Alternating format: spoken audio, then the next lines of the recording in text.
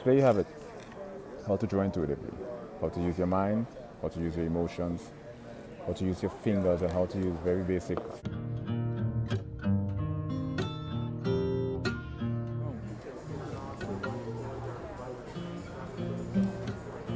That's what I'm talking about. One swipe. Now you shrink this, and you go. Boom.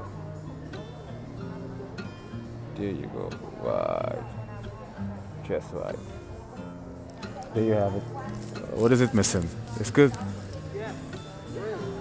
Yeah, that's good. It's not. Wait, paraplegic.